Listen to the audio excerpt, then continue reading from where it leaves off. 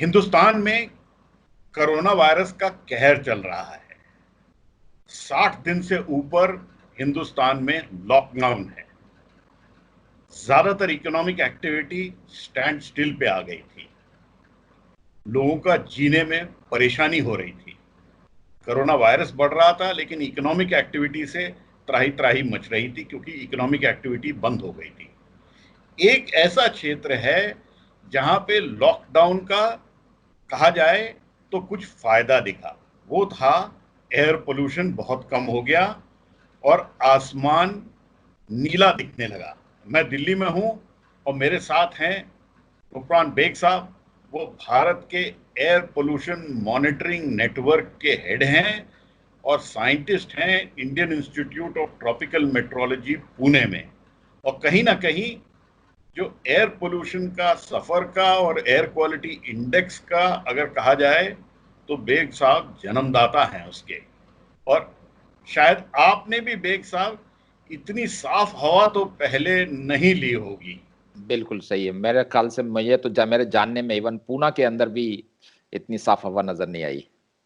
तो ये लॉकडाउन जो हुआ, जिससे कि ह्यूमन एक्टिविटी में केवल रहने का काम रह गया, इंडस्ट्रियल एक्टिविटी बंद हो गई, वेहिकुलर एक्टिविटी बंद हो गई, इससे एयर पोल्यूशन पे क्या फर्क आया, थोड़ा सा समझाइए।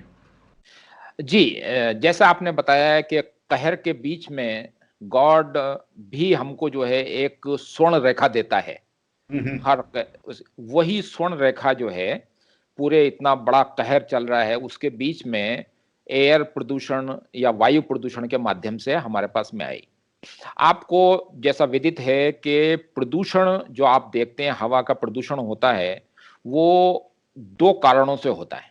हम्म। एक कारण तो होते हैं जो आपके हम मैन मेड एक्टिविटी बोलते हैं, अंग्रेजी में उसको बोलते हैं anthropogenic activity. Man correct. Made का मतलब यह है कि हमारी जो एक्टिविटीज हैं उसकी वजह से जो इमिशंस निकलते हैं हम्म। उससे प्रदूषण, वो प्रदूषण में कंट्रीब्यूट करते हैं। और दूसरी होती है नेचुरल इमिशंस। हम्म। नेचुरल बहुत सारी ऐसी चीजें होती हैं जो कि नेचर होती हैं, वो चेंज होती हैं सिटी टू सिटी। जैसे कहीं पर जो है बंजर जमीन है, कहीं पूरा ग्रीनरी है तो धूल नहीं उड़ रही है। कहीं पे ऐसा है राजस्थान में जहां पे धूल ही उड़ती है, तो हम्म। अपन वो पूरी धूल को तो बंद नहीं कर सकते, नेचुरल। और एक तीसरी चीज होती है, उसको बोलते हैं हम परमानेंट लेवल हम्म। या बेसलाइन लेवल। हम्म। वो आप ये समझिए कि भगवान ने हमको दिया हुआ है। हम्म। इस पर्टिकुलर सिटी में जैसे हम ऑक्सीजन का लेवल जो है ना, तो 21% जो है ऑक्सीजन होती है। आप 21% ऑक्सीजन को आप 20% या 15% या 10% नहीं कर सकते। आप 25, 30, 40% नहीं कर सकते। एक पर्टिकुलर लेवल एटमोस्फेयर में, एक पर्टिकुलर एटमोस्फेयर में हर जगह होता है। उसको हम बोलते हैं बेसलाइन लेवल या बैकग्राउंड लेवल। और अगर मैं सही में उसका नाम दूं तो उसको हम बोलते हैं परमानेंट लेवल। वो करेक्ट। स्थिर लेवल है, उतना है रहेगा हमारे एटमॉस्फेयर। और गॉड ने हमारी बॉडी को उस पर्टिकुलर लेवल तक का इम्यून बनाया हुआ है हम्म। हम्म। और हम्म। हम उस एटमॉस्फेयर में रह रहे हैं। हम्म।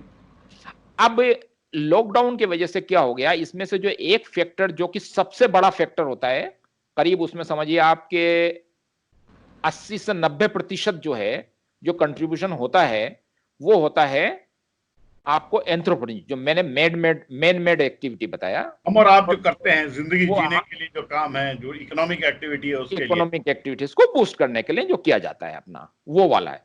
तो लॉकडाउन में सबसे बड़ा जो स्रोत था पॉल्यूशन का, हम्म। एंथ्रोपोजेनिक एक्टिविटीज का, उसके अंदर पूरी तरह से लगाम लग गई।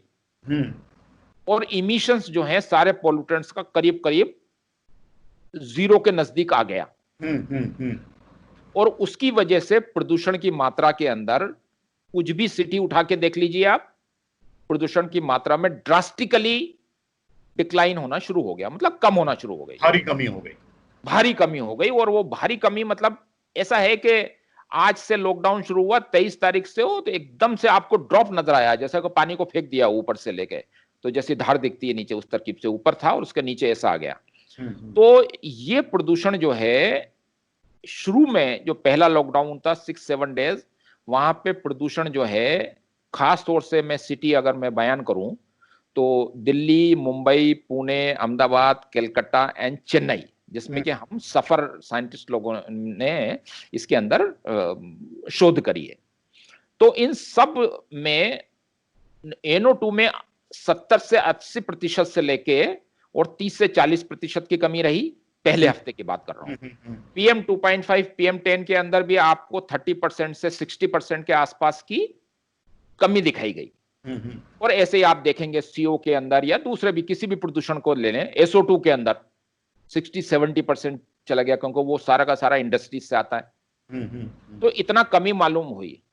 अब इसके अंदर जो बहुत ज्यादा एक विदित है क्वेश्चन है, वो ये है, जो मुझसे कई लोगों ने पूछा कि भाई हमने सारी इमिशन की एक्टिविटीज तो जीरो कर डाली, उसके बाद भी प्रदूषण तो जीरो नहीं हुआ। हम देख रहे हैं कि कभी एयर क्वालिटी जो है गुड से भी तो हमें अच्छी हो जाना चाहिए थी, जीरो हो जाना चाहिए था, लेकिन हमारी तो कभी सेटिस्फैक्टरी में जाती है, कभी मॉडरेट में जाती है, कभी गुड में जाती है। ये माना कि वो लाल और मरून में चली जाती थी, वो पीली और नारंगी हो गई या पीली और हरा हो गई, लेकिन डार्क ग्रीन तो नहीं हुई। तो वही के सिलसिले में मैं आपको जो एक टर्म बताने जा रहा हूं, जो मैंने बताया है कि एक जो तीसरी चीज मैंने बताई कि परमानेंट लेवल ऑफ पोल्यूटेंट, वायु गुणवत्ता का परमानेंट लेवल होता है, उससे नीचे प्रदूषण नहीं जा सकता। और वो लेवल होता है वो हमारे लिए हार्मफुल नहीं होगा, हमारी बॉडी उसके लिए इम्यून है, और अगर हार्मफुल भी हुआ तो वो बेसलाइन लेवल है जो एटमॉस्फेयर में पर्टिकुलर सिटी ने दिया है हमको। तो आपको लगता है कि हमने जो हिंदुस्तान में सेटिंग कर रखी है स्टैंडर्ड की, वो बहुत ही बेस लाइन के या परमानेंट लेवल के करीब है?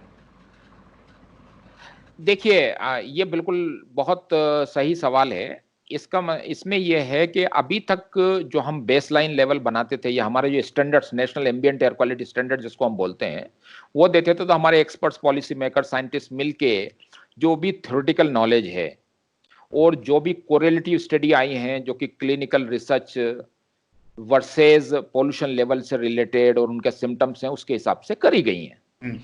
बेसलाइन लेवल एक्सपेरिमेंटली मेजर करने का कभी भी समय नहीं मिला। Correct. और ना ऐसी सिचुएशन प्रैक्टिकली पॉसिबल थी कि आप एमिशन को, और ये एक यूनिक अपॉर्चुनिटी थी जिससे कि हमें एक्सपेरिमेंटली परमानेंट लेवल कैलकुलेट करने का समय मिल गया। Correct. तो अभी जो हमारे रिजल्ट्स आए हैं, उसमें से पहले तो मैं आपको ये बता दूं एक एक्साइटिंग रिजल्ट्स, उसके बाद में मैं बताऊंगा आपको कि बेसलाइन लेवल और एयर क्वालिटी स्टैंडर्ड्स में रिवाइज करने की जरूरत है क्या। इन दो सवालों का आंसर मैं दे देता हूं। आप ये देखिएगा कि दिल्ली के अंदर और मुंबई और दिल्ली, ये दो अगर शहर हैं, या अहमदाबाद भी इसमें मिला लें, 3 शहर हैं, तो इसके अंदर अगर हम एयर क्वालिटी देखते हैं तो दिल्ली के अंदर सबसे खराब एयर क्वालिटी नॉर्मल टाइम में रहती है। Correct. मुंबई में कम, उससे कम रहती है, अहमदाबाद में भी उसके आसपास रहती है, लेकिन एक कैटेगरी का कम से कम फर्क होता है दोनों के अंदर, एक या दो कैटेगरी का। Correct. तो एयर क्वालिटी अगर ऐसी देखी जाए तो आप तो ये सोचेंगे कि बेसलाइन लेवल दिल्ली का भी सबसे हाईएस्ट ही होगा, क्योंकि पोल्यूशन तो बहुत ज्यादा है। लेकिन ये जो मैंने 6 सिटी का जिक्र किया, उसमें से चेन्नई को छोड़ के बाकी सब, मुंबई, अहमदाबाद, इवन पूना से भी दिल्ली का बेसलाइन लेवल PM 2.5 का और PM 10 का कम है। ओके।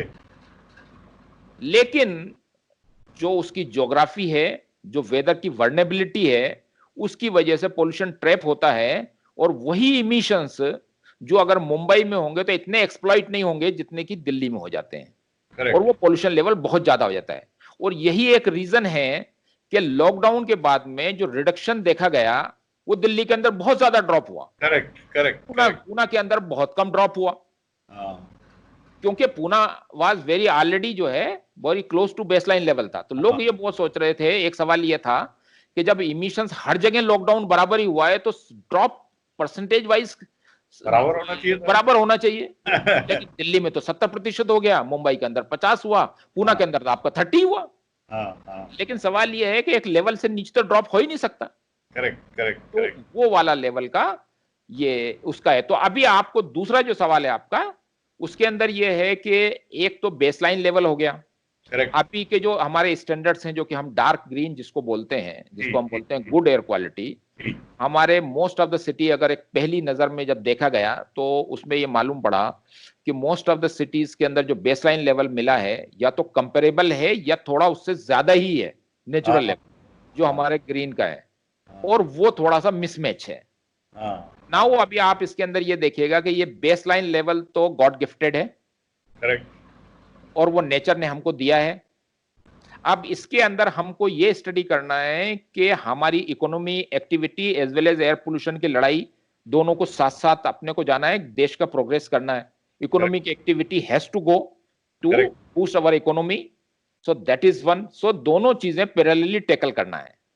तो अगर वो देखा गया तो एक पर्टिकुलर लेवल पे हमको ऑब्वियसली अभी बॉइल डाउन या फ्रीजिंग करना पड़ेगा कि up to what level, base line level के ऊपर हमारी एक्टिविटी जो कि प्रैक्टिकल है करेक्ट, वो हम उसको एक्सेप्ट कर सके और जिसका हमारे हेल्थ पे मिनिमम इफेक्ट हो, करेक्ट, वो चीज हमको मालूम करना है। और उसको लेते हुए हमारे स्टैंडर्ड्स का लेवल बढ़ाने की मेरी अपनी पर्सनल जो साइंटिफिक ओपिनियन है वो है, जरूरत है। देखिए जो आप बोल रहे हो बेग साहब, उसका केवल साइंटिफिक स्टडीज पे ही नहीं, लेकिन इंडस्ट्री पे बहुत फर्क पड़ेगा, क्योंकि इस वक्त इंडस्ट्री को जो स्टैंडर्ड फॉलो करने पड़ते हैं, अगर वो बेस लाइन या परमानेंट लेवल के पास हैं, तो उसके ऊपर जो एडिशन होना है पोल्यूशन का, उसकी गुंजाइश नहीं मिलती। तो कहीं ना कहीं सख्ती ज्यादा थी क्या हमारी तरफ से? ये देखिए, ये तो एक ऑब्वियस होता है कि भाई अभी तक तो प्रैक्टिकल इंफॉर्मेशन तो थी नहीं, तो जी, थ्योरेटिकल इंफॉर्मेशन अभी आप देखिएगा कि हम ये कंपेयर किया करते थे कि WHO ने तो बहुत कम दिया है, लंदन के अंदर तो 15 ही है, हमारा तो 60 है PM हाँ, 2.5 हाँ, माइक्रोग्राम हाँ, पर मीटर। तो हाँ, हम लोग ज्यादातर, बहुत सारे क्रिटिक्स ऐसे होते थे जो सब बोलते थे कि भाई हमारा बहुत ज्यादा ऑलरेडी किया हुआ है परमिसिबल लिमिट की जो स्टैंडर्ड्स है। तो उस बीच के अंदर ये जो भी स्टैंडर्ड्स हैं वो हमारे बनाए गए।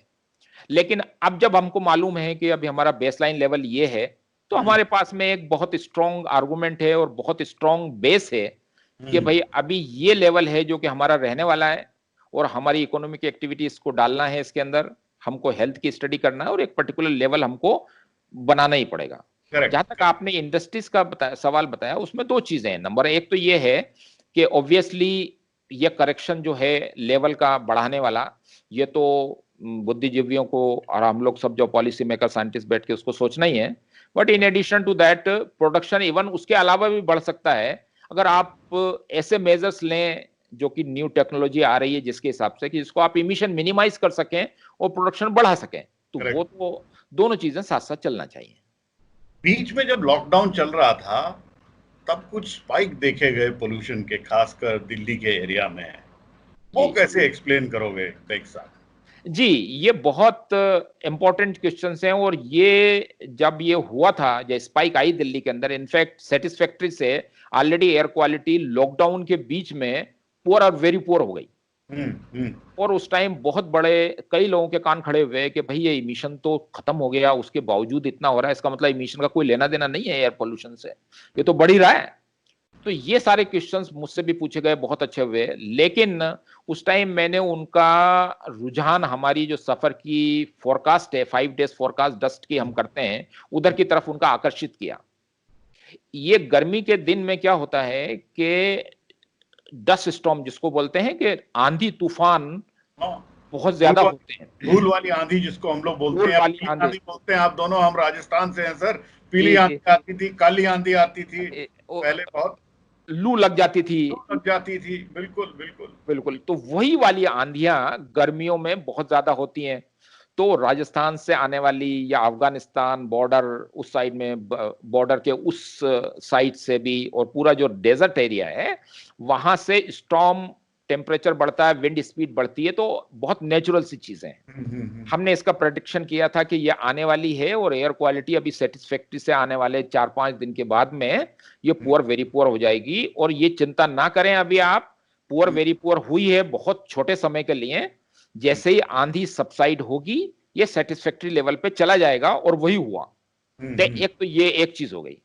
दूसरा सवाल जो है वो ये भी था कि शुरू के फर्स्ट वीक में दिल्ली ऐसी जगहों पे एयर क्वालिटी गुड पे भी चली गई थी, लेकिन उसके बाद में स्टेबलाइज हो गई वो आन के मॉडरेट और सेटिस्फैक्ट्री के बीच में, तो बढ़ गया थोड़ा सा। फिर हमने सोचा कि भैया शुरू के दिनों के अंदर ही क्या लॉकडाउन का असर था, बाद में क्या व्हीकल चलने लगेगा, छुपा चोरी या कुछ भी जो समझिएगा आप। हाँ, नहीं, लोग ये सोचे भाई कि क्यों है, बढ़ गया है, तो शुरू में तो बड़ा था, एक हफ्ते तक तो नहीं। जो यथा स्थिति थी लॉकडाउन की पूरी तरह से स्ट्रिक्टली फॉलो हुआ। लेकिन दूसरी चीज जो मैंने बताया था आपको शुरू शुरू में कि एक नेचुरल इमिशंस होते हैं। जी जी। नेचुरल इमिशंस वो होते हैं जो कि सिटी की geography, land use, land cover change, LULC what we हम लोग जैसे बोलते हैं, उसकी वजह से होता है नेचुरल। उसका परसेंटेज नॉर्मली 10% से ज्यादा नहीं होता, नेचुरल जो इमिशंस होते हैं।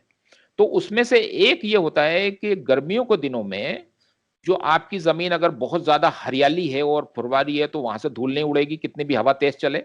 वाटर बॉडी होगी वहां से हवा धूल नहीं उड़ेगी क्योंकि आप कितनी भी तेज चले। लेकिन जो बेरंग जमीन है या जो डस्टी एरियाज हैं और जहां पे कंस्ट्रक्शन चालू है और वहां पे धूल पड़ी हुई है या खुदाई हो रखी है और गर्मियों के दिनों में धूल ड्राई हो गई है वहां है, तो जब सरफेस पे आपके रोड के ऊपर ना तो आपके वाहन हैं, ना मनुष्य हैं वहां पर, और ना दूसरी चीजें हैं, तो वो खाली जगह रहती है। तो जो एरिया, जो कवरेज एरिया जो होता है, जो ओपन एरिया मिलता है, वो काफी मिलता है। और जब हवा तेज चलती है तो उसका रेसिस्टेंस नहीं हो पाता है, तो हवा सस्पेंड होती है। तो इन जनरल थोड़ा सा नेचुरल डस्ट इमिशन जो है बिकॉज ऑफ दी वहां पर खाली जगह होने की वजह से वो थोड़ा सा बढ़ा था। और इसलिए वो लेवल गुड से सेटिस्फैक्ट्री और मॉडरेट के बीच में चला गया अगर डस्ट स्टॉर्म नहीं था तो। और जब डस्ट स्टॉर्म हुआ तो वो पुअर भी चला गया था। एक चीज जो देखी, जब ये नीला आसमान हो गया तो एरोसॉल कहीं ना कहीं कम हुए होंगे।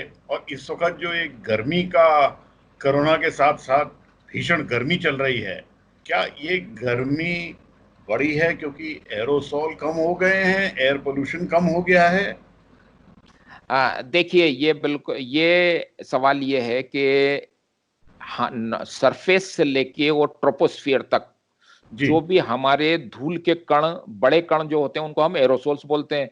जो बहुत सूक्ष्म कण होते हैं उनको हम PM2.5, PM10 या PM20 जो भी है वो बोलते हैं, जो दिखते नहीं है बड़े। ये सारे के सारे एरोसोल्स की मात्रा हमारे देश के अंदर ज्यादातर ट्रोपोस्फियर तक बहुत ज्यादा थी। और जब सोलर रेडिएशंस आते हैं तो ब्लैक कार्बन को छोड़ के जो मोनली जितने भी एरोसोल्स हैं और जितने भी सूक्ष्म कण हैं, ये एक सोलर रेडिएशन को डिफ्लेक्ट करने का काम करते थे, जिसको बोलते हैं हम सोलर डिमिंग। जो कि वायु प्रदूषण, जलवायु परिवर्तन जिसे बोलते हैं हम, क्लाइमेट चेंज, उससे जो ग्लोबल वार्मिंग होती थी उसको ये अपोज करता है, मतलब ये ग्लोबल कूलिंग करता है। करता था। अभी जब आपने बोला कि इमिशन सारे के सारे बहुत कम हो गए, तो स्लोली शुरू में सरफेस में क्लीनिंग होना शुरू हुआ और वहां से जो डिफ्यूज होके, जो डिफ्यूजन के साथ में ऊपर तक जाते थे ट्रोपोस्फियर अबाउट 10 किलोमीटर तक का के अंदर, वो भी साफ हो गया। तो एटमॉस्फेयर बहुत एकदम क्लीन हो गया। जब उसको कण ही नहीं मिलेंगे तो सूरज की किरणें किससे वापस जाएंगी, जो टकरा के जाया करती थी। जी। तो टोटल सोलर इरेडिएशन का तो अभी अध्ययन बाकी है, लेकिन हमने सफर सिटीज के अंदर अल्ट्रावायलेट रेडिएशन जो कि बहुत हार्मफुल होते हैं हमारे लिए, और मेनली ऊपर की जो सतह ओजोन है वो एब्जॉर्ब कर लेते हैं, लेकिन फिर भी कुछ प्रतिशत उसका जो है बहुत फ्रैक्शन जमीन पर आता है।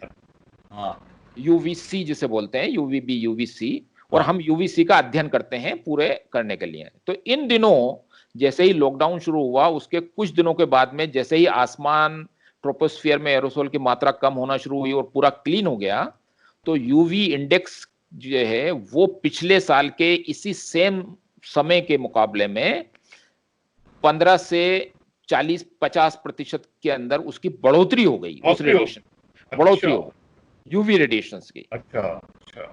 और वो यूवी रेडिएशन, और उसके अंदर एक और मिथ ये आ गई कि यूवी रेडिएशन जो होते हैं वो कोरोना वायरस को किल करते हैं। तो बहुत सारे लोग ये पूछने लगे कि भाई इससे कोरोना की कमी आ जाएगी। लेकिन ये थोड़ा सा मिथ अगेन मैं आपको समझाना चाहता हूं कि UV radiation stand alone corona पे पड़ते हैं तो वो प्रक्रिया ऐसी होती है जिसको कि वो मल्टीप्लाई करने से बंद कर देते हैं और वो उनको किल करते हैं। लेकिन इन जनरल यूवी रेडिएशन अगर आपकी स्किन पे पड़ते हैं तो आपके लिए बहुत हार्मफुल है। करेक्ट। तो इन जनरल अगर आप लॉकडाउन के अंदर घर में हैं और आप एक्सपोज नहीं हो रहे हैं तो कोरोना वायरस को किल करने के लिए वो ठीक है, लेकिन उससे ज्यादा हार्म है उसका। जी जी जी जी जी। जी। और ये बताइए सर, आने वाले टाइम में जैसे जैसे पोल्यूशन, ह्यूमन एक्टिविटी बढ़ेगी, तो कितने टाइम में वापस हवा जो है वो सीवियर, वेरी सीवियर कैटेगरी में, रेड के ऊपर पहुंच जाएगी, खासकर दिल्ली जैसे शहर में? देखिए, इन जनरल प्रदूषण का जो मापन होता है वो ये होता है कि मानसून के समय में हमारे यहाँ पे जो सबसे ज्यादा प्रदूषण की समस्या वो PM2.5 PM10 की है। जी जी। और ओजोन वगैरह तो वो कम ही रहता है। तो PM2.5 PM10 जो कण हैं वो वॉश आउट हो जाते हैं मानसून में और बहुत कम हो जाते हैं। तो प्रदूषण की मात्रा वैसे भी कम रहती है मानसून के अंदर। उसके बाद में आता है आपका समर के अंदर, गर्मियों के अंदर हवाएं तेज चलती हैं, बाउंड्री लेयर थोड़ी ऊपर होती है, उसकी वजह से प्रदूषण की मात्रा पुअर से वेरी पुअर और मॉडरेट दिल्ली जैसी जगहों पे रहती है। सबसे ज्यादा जो हमारी प्रदूषण की जो समस्या है वो रहती है हमारी सर्दियों के अंदर, जी जी जबकि बाउंड्री जी लेयर डाउन होती है, हवाओं की गति कम हो जाती है और वो ट्रैप हो जाते हैं। जी जी। जो चीज अंदर से बंद हो गई, निकलने की जगह नहीं मिलती उसको, दिल्ली जैसी लैंडलॉक सिटी के अंदर करेक्ट। ये होता है। तो अभी जहां तक हमारा अनुमान है वो ये है कि भाई जैसे ही अपना लॉकडाउन के अंदर अभी तो कमी चली रही है, अगर मानसून जल्द आ गया तो हम आने वाले 2-3 महीने तक भी बहुत अच्छी हवा देख सकते हैं। और उसके बाद में फिर जैसे ही मानसून का इफेक्ट खत्म हो गया तो एक्यूमुलेट होना शुरू होगा। लेकिन ये मेरा सोचना तो ये है कि अभी हमने 2 महीने से ज्यादा का लॉकडाउन में जो एटमॉस्फेयर है उसको करीब करीब पूरा क्लीन कर दिया है। जी जी और जी। एक वैक्यूम टाइप का पोल्यूशन का वैक्यूम क्रिएट हुआ है। हम्म। पोल्यूशन के जो गंदे कण हैं उनका वैक्यूम क्रिएट हो गया है। हम्म तो इसको पूरी तरह से फिलअप करने में जो इमिशन एक्टिविटी अगर पहले जैसी चालू हो गई हम्म। करने के अंदर तो कुछ समय, कुछ हफ्ते लगेंगे, जबकि लेकिन ये एक्यूमुलेशन तो होगा और एक सेचुरेशन लेवल तक तो पहुंचेगा। अगर हमारी एक्टिविटी वैसी ही रही जैसे कि हमारी लॉकडाउन से पहले थी, लेकिन कुछ समय लगने वाला है इसके लिए। देख साहब, एक चीज जो हरदम होती थी इस वक्त, चेंज ऑफ सीजन में, बैसाखी के बाद जब क्रॉप कटिंग हो जाती थी, हार्वेस्टिंग हो जाती थी, फिर क्रॉप वेस्ट बर्निंग के मारे एक बड़ा जिसको अगर कहा जाए जलजला आता था पूरा एयर पोल्यूशन का, जी। वो इस साल क्यों नहीं दिखा? इस बार देखिएगा आपके, ये नॉर्मली जो हमारी खरीफ और रबी फसल होती हैं, दूसरी दो टाइप की होती हैं।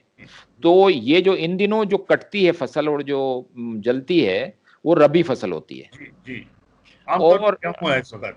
हाँ, इस वक्त जो है मतलब रबी हुई जो जी जो निकलती है वो उस टाइम खरीफ, सर्दियों के अंदर वो खरीफ जी की फसल होती है। तो उसमें तो बहुत ज्यादा वेदर प्ले करता है रोल, क्योंकि जी। हवाएं भी कम होती हैं, ऊपर की हवाएं ज्यादा होती हैं, दिल्ली की तरफ आ जाती हैं।